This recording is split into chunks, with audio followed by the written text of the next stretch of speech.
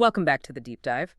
Today we're not just looking at real estate in general. We're really Yeah. peeling back the layers on the high stakes world of luxury property sales. hmm This isn't your average market, right? It's a realm where strategy, psychology, and precision all kind of converge. Absolutely. Okay, so let's really get into what it takes to succeed here. We need to understand how a truly strategic approach redefines selling what's essentially a high value asset. Yeah. And what's genuinely fascinating, I think, about the sources we're diving into is how they just completely dismantle conventional wisdom. Right. They offer what feels like a no-nonsense playbook for luxury sellers. Right. It cuts through all the fluff and those common misconceptions that can, frankly, trip up even experienced owners. Yeah, the It's fluff. a very tactical, very unfiltered, and confidently presented viewpoint. I couldn't agree more. And, to guide our deep dive today, we pulled from three really insightful sources. First, there's a brand, tone, and personality document. It sets the stage for a very distinct, powerful communication style. Mm. Then we'll dive into the luxury seller FAQ, brutally honest answers to real questions, which, well, the title says it all, tackles common queries with refreshing candor. Hey, brutally honest. I like that. Exactly. And finally, my process for marketing luxury listings, which lays out this really structured, almost military precision strategy. Wow. So our goal today is to give you, our listener, a really clear picture of the mindset, the challenges, and, the exact processes involved in selling luxury property effectively. So let's jump right into what our sources reveal as like a fundamental shift in perspective. It's truly a mindset change. Okay. The brand tone and personality document describes its content style as smart, tactical, and unfiltered, delivered with precision, confidence, and authenticity. Right. And at the core of it all is this belief: I don't sell houses, I position assets to the right buyers. That's more than just a catchy phrase, isn't it? Oh, absolutely. How does that reframing, from selling houses to positioning assets actually change the practical steps a seller takes? Well, it's a crucial distinction. If we connect this to the bigger picture, it moves the property from being just a house, a place with bedrooms and bathrooms, to a valuable asset, Mm-hmm. akin to like a finely tuned investment or maybe a piece of art. And this perspective, it demands a specific, tailored strategy rather than just passively putting a for sale sign out. Right. No sign in the yard needed sometimes. Exactly. The sources emphasize that luxury isn't a price point, it's a presentation. And a particularly potent line I found was, you don't need a sign in the yard, you need strategy. Strategy. I Okay. know. This whole approach has been described as a mix between a TED Talk and a tactical briefing, Interesting. which implies, you need both that high-level, insightful thinking and practical, actionable steps. Yeah. It goes way beyond just cleaning up the place. That's a great way to put it. It really forces you to think differently about the whole process. One of our sources puts it so eloquently: let's be real. No one's buying your pool. They're buying how that pool makes them feel. Mm-hmm. That's powerful. So, what does this actually mean for your approach when you're presenting a property? Can you maybe give an example of how focusing on that feeling rather than just the physical feature dramatically shifts the marketing message? Absolutely. And this really goes to the heart of understanding the deep psychological drivers of luxury buyers. Oh, okay. So instead of simply listing features like it has a large custom pool, a strategic approach frames it. It becomes your private oasis, perfect for unwinding after a long week or hosting unforgettable summer gatherings. Ah, okay. Selling the experience. Exactly. You're not just selling water and concrete. You're selling relaxation, prestige, maybe memorable experiences. It's about painting a picture of the desired lifestyle, tapping into that emotional aspiration of the buyer. That's a much more powerful motivator at this level. So, we've talked about this fundamental mindset shift from selling a house to positioning an asset. What does that mindset actually mean when you're faced with real-world questions? Those common concerns every luxury seller has. Right, the practical stuff. Yeah, and here's where it gets really interesting, because our sources directly tackle some of those queries with what they call brutally honest answers, applying that strategic lens we just discussed. Hmm. It seems like a lot of traditional real estate advice is almost, well, counterintuitive in the luxury market. What do you think is the biggest mental hurdle sellers face when they realize they might need to throw out the old playbook? That's a fantastic question. Yeah. I think the biggest hurdle is often ego. maybe tied to a sentimental attachment to the property, or sometimes just a reliance on outdated market assumptions. Okay. These FAQs really challenge those ingrained ideas. Let's look at some of these unfiltered truths directly from the sources. Let's do it. Okay, first up, a classic. Can't I just wait for the market to come back up? Yeah, hear that one a lot. Right. The answer is incredibly direct. Sure. And you might also wait for Blockbuster to make a comeback. Ouch. Okay. Yeah, it's blunt.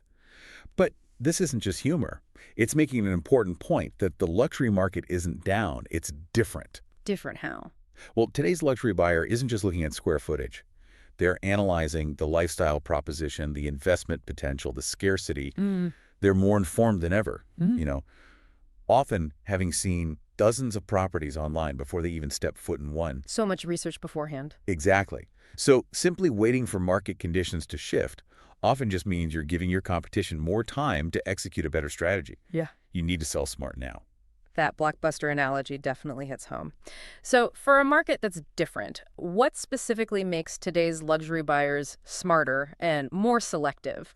What are they scrutinizing more closely than buyers maybe 5 or 10 years ago? Well, today's luxury buyers are often digital natives, or at least very digitally proficient. They've done their homework, like we said. They're scrutinizing details, like a property's digital footprint, the quality of its online presentation, the perceived value proposition against global benchmarks, not just local comps. Global benchmarks. Interesting. Yeah, they're looking for an experience, not just a transaction.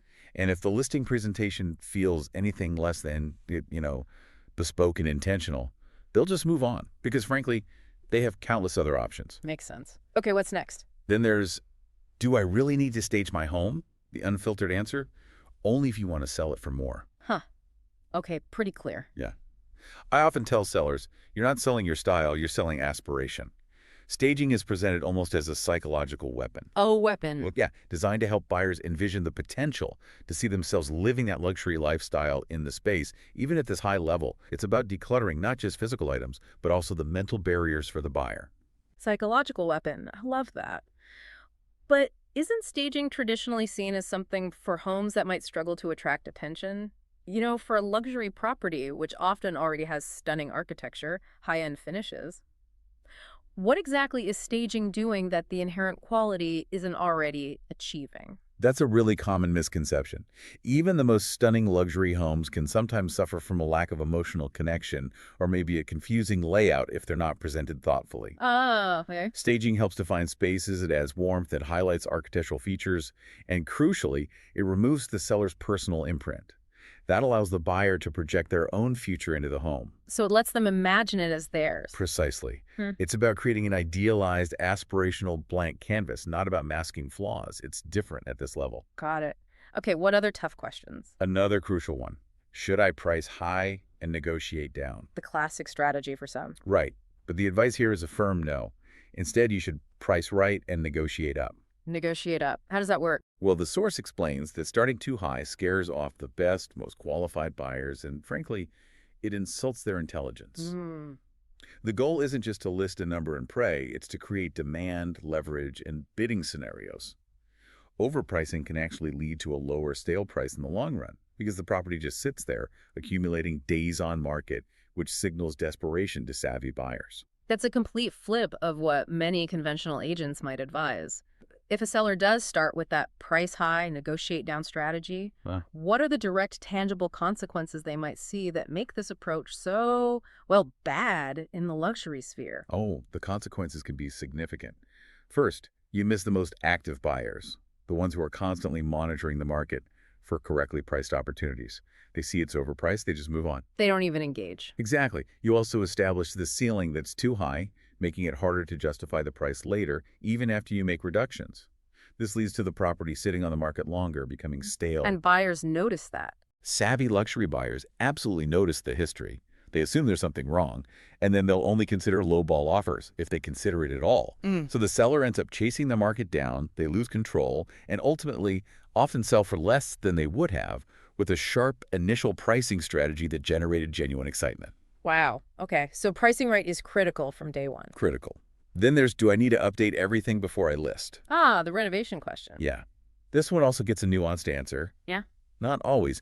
In luxury real estate, it's often better to list with potential than to over-improve and misfire. Misfire. Meaning spend money unnecessarily. Precisely. The essentials are cleaning to perfection, staging correctly, fixing anything genuinely broken, and maybe neutralizing any really bold or odd colors. But the key takeaway is to avoid spending a significant amount on things a buyer might just rip out anyway. The source says, let's be smart, not emotional. That makes a lot of sense, especially when you consider how specific buyer preferences can be for high-end finishes. But how do sellers differentiate between, say, fixing what's broken and a significant over-improvement?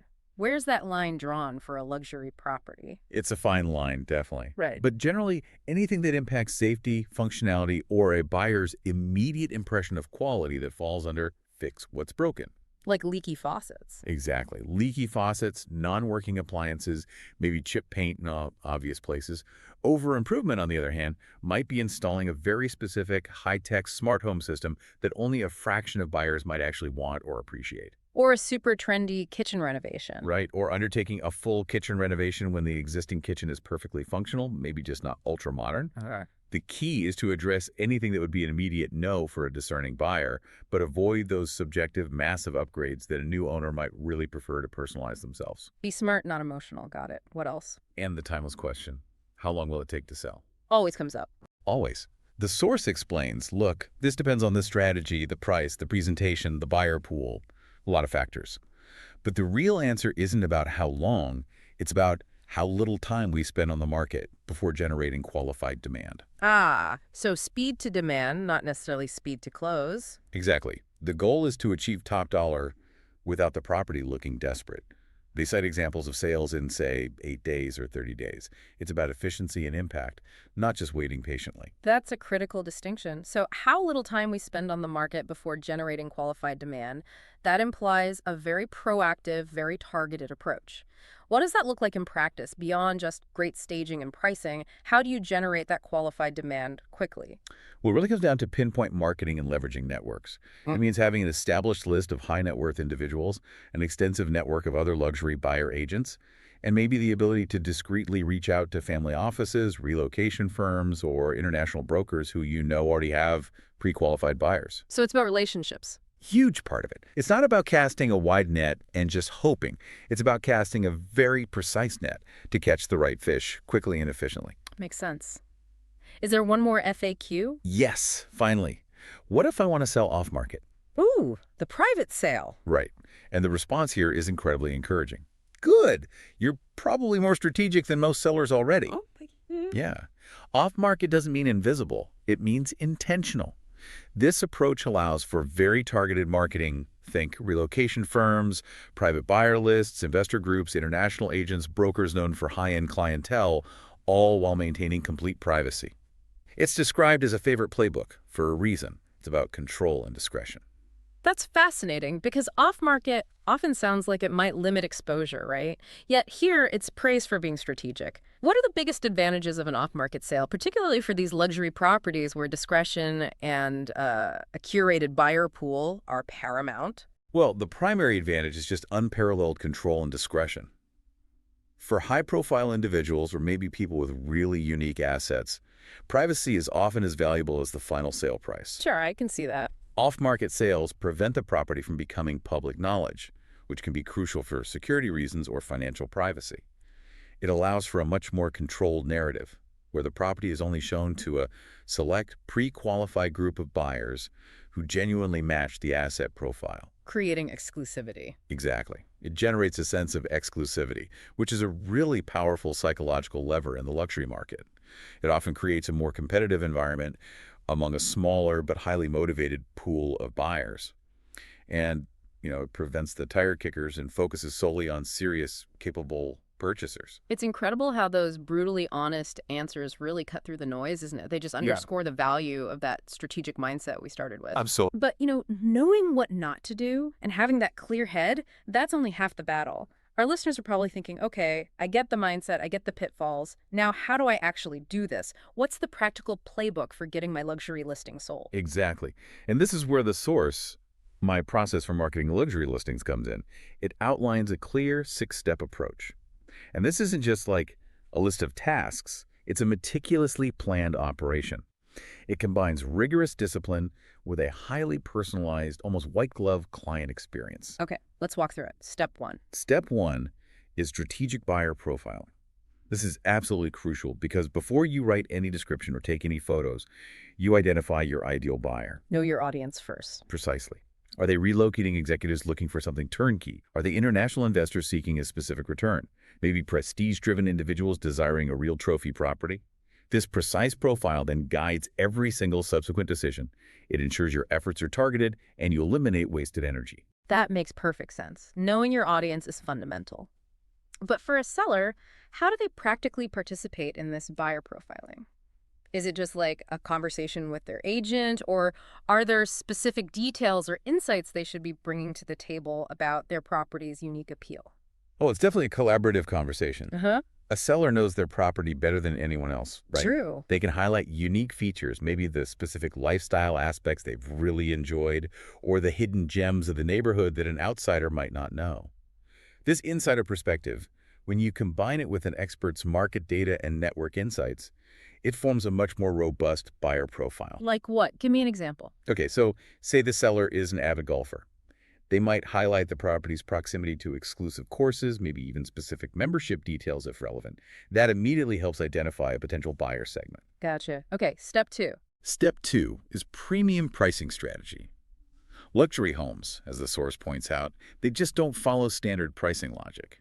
The analysis involves evaluating active luxury competition, yes, but also really understanding the unique lifestyle upgrades your home offers. Beyond just comps. Way beyond comps, and critically, navigating traditional appraisal values versus the emotional value drivers, those things that can make a discerning luxury buyer willing to pay a premium. Like what kind of things? Unique amenities, maybe an irreplaceable view, exclusive access to something.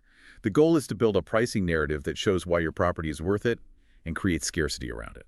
That distinction between traditional appraisal values and emotional value drivers seems key. Can you maybe illustrate a scenario where that emotional value allowed a property to sell significantly above its strict appraisal? And how was that pricing narrative crafted? Certainly. Okay, imagine a property with, say, a completely custom state-of-the-art home theater, maybe a wine cellar that's carved into natural rock, and just breathtaking, unobstructed ocean views from every main room. Wow. Okay. An appraisal might give a number based on square footage and comps that, don't quite capture these really bespoke elements. The pricing narrative here would focus not just on the cost of building the theater, but on the unparalleled experience of private cinematic indulgence. Selling the feeling again. Exactly. Not just a wine cellar, but a curated collection space for a connoisseur. And those views, you position them as a daily dose of serenity and inspiration, maybe a living work of art. The narrative isn't just about what it is, but what it offers in terms of a unique, irreplaceable lifestyle that a specific buyer will recognize and pay a premium for. Okay, that makes sense. So after profiling and pricing, what's step three? Step three focuses on cinematic presentation. This means treating your home like a feature film. A feature film? Yeah, we're talking high-end video walkthroughs, maybe with voiceover or carefully selected music. Drone aerials, especially for unique features like waterfront access or vast acreage. Virtual twilight photography for that extra drama. And most importantly, lifestyle storytelling. Lifestyle storytelling. Tell me more about that. It's about showing the home in use, not just sitting empty. Each photo, each video clip is meticulously designed to trigger emotion and action in that target buyer we identified. This cinematic approach sounds incredibly powerful. How is lifestyle storytelling specifically achieved in practice? What kind of shots or narrative elements are we talking about to really convey that emotional connection? Well, lifestyle storytelling goes way beyond just static images of empty rooms. It might involve subtle shots, like a beautifully set breakfast table on a sun-drenched patio and playing, leisurely mornings. Or maybe a perfectly arranged cocktail bar, hinting at sophisticated entertaining. Or even just a close-up of a high-end designer fixture, emphasizing the craftsmanship and attention to detail. Setting a scene. Exactly. It's about evoking a narrative without necessarily showing people the viewer projects themselves into that story. The video might feature really smooth, flowing camera movements, showcasing the journey through the home, perhaps ending on that stunning view, as if it's inviting you to step right into that aspirational life. Very cool. Okay, step four. Step four is multi-channel luxury marketing. And this emphasizes not relying solely on the MLS, the main listing service. Right. Got to go beyond that. Definitely. Instead, it involves launching highly targeted campaigns on curated luxury platforms. Think the Real Deal, Mansion Global, James Edition, places like that. Where luxury buyers actually look. Precisely. It also includes digital ad campaigns, using techniques like geofencing to target ads specifically to affluent zip codes, both here and maybe internationally. This ensures your property's marketing is seen by the most likely high net worth buyers where they live and work. Smart. Plus, strategic use of Instagram and YouTube Reels, and crucially, direct outreach to a luxury buyer Rolodex and broker network. This comprehensive approach aims to give your property real presence, not just basic visibility. So it's about casting a wide net, but a smart wide net, like you said. Given the breadth of these channels, what's the biggest mistake sellers might make when trying to market a luxury property themselves, or maybe with a less experienced agent, particularly in that digital realm? Yeah, the biggest mistake is probably the scattergun approach, just listing everywhere without any real strategy. Or, on the flip side, completely underestimating the power of these targeted niche channels. So either too broad or too narrow. Kind of, yeah. Many agents just put a listing on the MLS and, well, wait. For a luxury property, it's like the whispering in a library when you really need to be heard in a concert hall. Good analogy. The digital realm demands high-quality professional assets, like that cinematic presentation we talked about, and a deep understanding of where the actual luxury buyers are spending their time online, not just where everyone else is. Poor photography, generic descriptions, or a lack of targeted digital ads will just ensure the property blends into the noise instead of standing out as the unique asset it is. Okay, that makes sense. What's step 5? Step 5, when it's needed, is the private access strategy. This connects right back to our FAQ about selling off-market. Right, the discreet approach. Exactly. It's about cultivating a quiet confidence approach. This might involve using NDA-required previews, offering private showings only, and leveraging that off-market exposure to specific groups like investment firms, relocation executives, and known high-end buyer agents.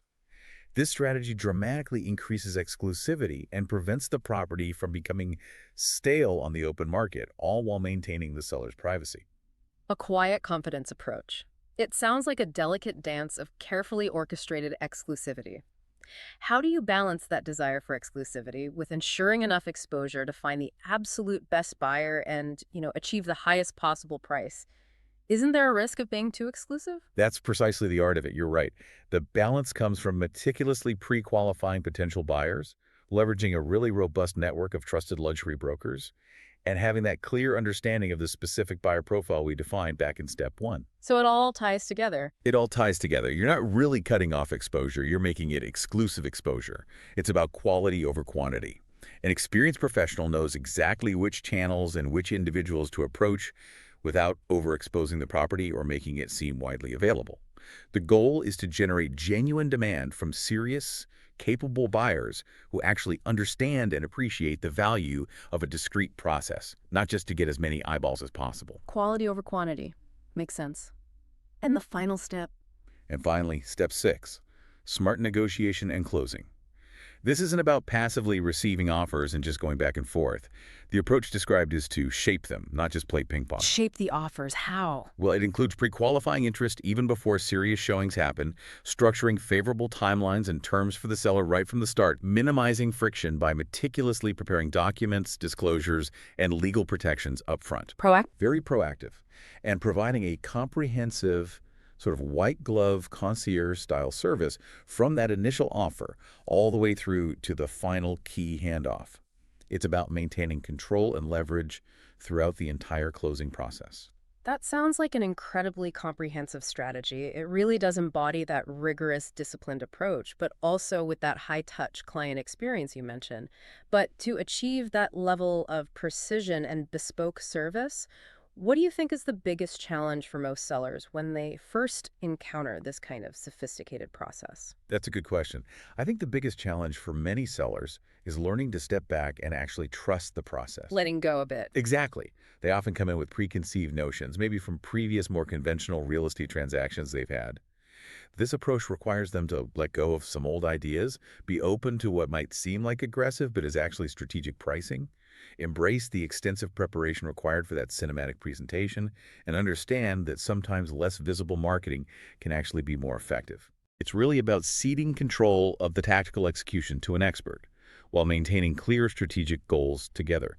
It's a partnership, fundamentally built on a shared understanding that the luxury market just demands a different caliber of effort and expertise. A true partnership. Yeah.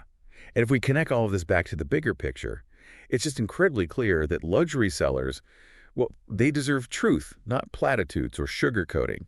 They need a sophisticated strategy, not just some catchy marketing slogans. Hmm. And they certainly need someone who's actually been in these high-stakes rooms before, someone who deeply understands the nuances of this unique market. Mm. As that FAQ source so succinctly puts it, luxury doesn't sell itself. It hires the right pro to do it. That really sums it up. It's about having that dedicated expert guidance at every single turn. What an illuminating deep dive. Seriously. So, thinking about our listeners, what does all this mean for your next big decision? Maybe it's selling an asset, maybe it's making a significant investment, or even launching a high-value project. Yeah, how does this apply more broadly? Right. How might adopting a smart, tactical, and unfiltered mindset and really demanding a clear, systematic strategy fundamentally change your outcomes? Perhaps the most important takeaway isn't just about real estate, but about approaching any high-stakes objective with that precision, that confidence, and the bespoke strategy that truly commands success. Maybe think about where you might be passively listing, instead of actively positioning.